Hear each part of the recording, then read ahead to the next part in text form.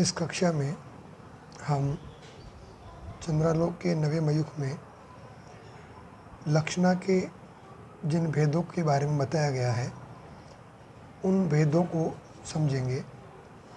सर्वप्रथम नवे मयूख के पहले श्लोक में आचार्य जयदेव ने लक्षणा के भेदों के बारे में बताया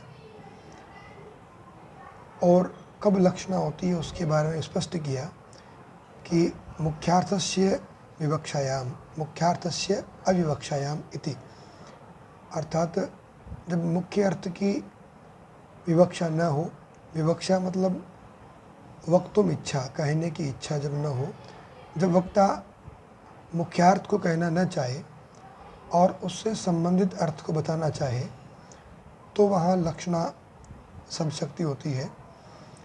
उसके दो भेद किए हैं, रूढ़ित है प्रयोजनाच्य, पूर्वा रूढ़ित है अर्वाची प्रयोजनाच्य। प्रथम भेद जो कि रूढ़िमती प्रयोजना के नाम से जाना जाता है और दूसरा भेद प्रयोजनवती लक्षणा। यह अभिधा से प्राप्त जो अर्थ होता है उससे संबंधित अर्थ को कहने वाली है, इसलिए आगे लिखा है कि संबद्धम वदंती, अर्थात संबंधित अर्थ को कहते हुए यह लक्षणा होती है।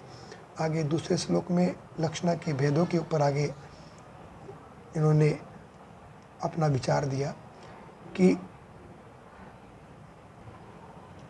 लक्षणीय स्वशब्दस्य मेलनाद द्विधा, अर्थात जो लक्षणा को बताने वाला शब्द है उस शब्द के मिलन और अमिलन होने से लक्षणा दो प्रकार की सर्वप्रथम की है। जो दो भेद ऊपर हमने पढ़े हैं, रूढ़ि और प्रयोजन, इनके ही पुनः दो भेद होते हैं, मिलन और अमिलन। मिलन का अर्थ क्या है, कई बार बोर्ड परीक्षा में पूछा भी गया है। मिलन का मतलब है कि अनुपादान, अर्थात जो लक्षणा को बताने वाला शब्द है उसको ग्रहण न करना, अग्रहणम, अकथनम, अप्रकटनम, उसको प्रकट न करना, यह मिलन है। और इसका विपरीत अमिलन, अर्थात लक्षणा के शब्द को प्रकट करना, उसको ग्रहण करना, उसको उपादान स्वीकार करना। तो इस प्रकार से मिलन और अमिलन से लक्षणा जो पूर्व में दो प्रकार की थी पुनः दो प्रकार की होती है। पुनः यह लक्षणा तीन प्रकार की होती है, सिद्ध, साध्य और साध्यांग। इस प्रकार यहाँ तक आते आते लक्षणा के भेदों के बारे में हम देखें तो पूर्व में दो भेद, रूढ़ि और प्रयोजन, पुनः दो भेद, मिलन और अमिलन, इस प्रकार से चार भेद, और फिर प्रत्येक चार भेद के तीन तीन भेद, सिद्ध, साध्य और साध्यांग भेद यहाँ तक बताए गए हैं। आगे प्रयोजन भी दो प्रकार का बताया। रूढ़ि में तो अन्य कोई भेद नहीं बताए हैं, लेकिन प्रयोजन में भेदों को हम मान सकते हैं। आचार्य जयदेव ने आगे स्पष्ट किया है कि प्रयोजन दो प्रकार के हैं, एक स्फुट प्रयोजन, एक अस्फुट प्रयोजन। स्फुट का तात्पर्य है स्पष्ट प्रयोजन और अस्फुट यानी अस्पष्ट प्रयोजन। इस प्रकार से प्रयोजन दो प्रकार के बताए हैं। तो प्रयोजनवती में हमारे मतानुसार पुनः आगे भेद हो जाते हैं, तो स्फुट और अस्फुट भेद करते हैं।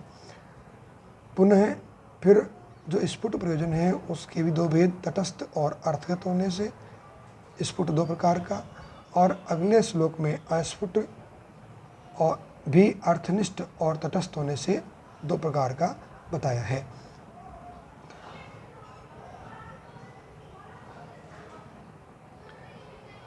तो यहाँ स्फुट और अस्फुट भेद हुआ, पुनः स्फुट के दो भेद, तटस्थ और अर्थगत। इसी प्रकार से अस्फुट के भी दो भेद, तटस्थ और अर्थगत। और